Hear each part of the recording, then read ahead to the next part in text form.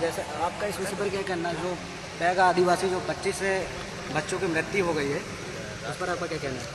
सबसे पहले तो मैं ये बोलना चाहूँगी कि जो स्वास्थ्य मंत्री है वो इस्तीफा दें।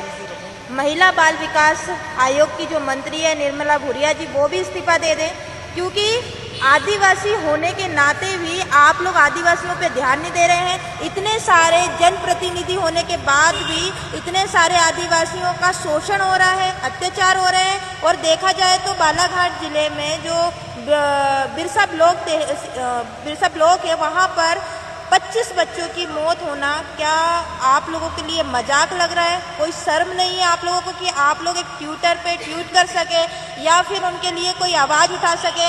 आप लोग सिर्फ सांस्कृतिक कार्यक्रम के लिए ही इन लोगों को अपना सहयोग बनाते हैं। आप लोग अपने मंचों में नचाने के लिए काम में लाते हैं ये बेगा जनजाति का। जिस तरीके से प्रशासन द्वारा मात्र 8 लोगों का ही बताया जा रहा है उनके डाटा में, लेकिन 25 बच्चों की मौत होना बहुत ही गंभीर और चिंताजनक समस्या है, जहां पर प्रशासन को ध्यान देने की ज़रूरत है। अगर ध्यान नहीं दे सकते हैं तो अपनी कुर्सी खाली करने के लिए भी तैयार हो जाओ। आने वाले समय पे हम आपको इस चीज़ का जवाब भी देंगे।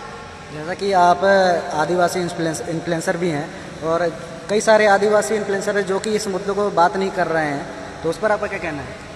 मैं तो उनसे यही बोलना चाहूँगी कि आप लोगों को अगर बोलने की आज़ादी मिली है, मोबाइल पकड़ने के लिए भी आज़ादी मिली है, आप लोगों को बोलने के, नाचने कूदने के हर चीज़ की आज़ादी मिली है, तो क्या आप लोग एक आदिवासी समुदाय की आवाज़ नहीं बन सकते? सिर्फ क्या आपके जो पेज बने हैं, ट्विटर अकाउंट बने हैं, इंस्टाग्राम बने हैं, फेसबुक बने हैं, सिर्फ दिखावा करने के लिए या सिर्फ पैसा कमाने के लिए है?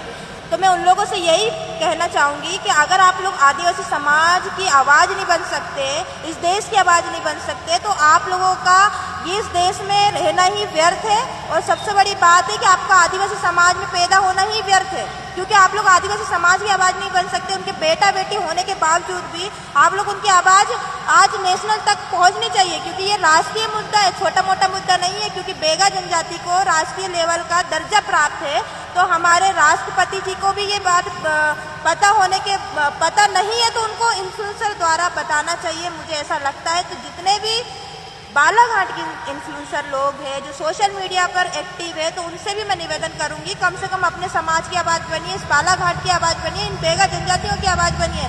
आज आप देख सकते हैं कि कितनी सारी महिलाएं बेगा जनजाति की जो आई हुई है हमारे आदिवासी समुदाय की, यहाँ पे देखो पुरुष लोग भी यहाँ पे बैठे हुए हैं। तो कहने का मतलब ये है कि भाई वो किस लिए आए हैं? आपसे गुहार इसलिए लगा रहे हैं ना, क्योंकि जो मीडिया है, जो गोदी मीडिया है, वो तो आवाज़ उठाएगी नहीं, वो तो नेशनल टीवी पे चलाएगी नहीं।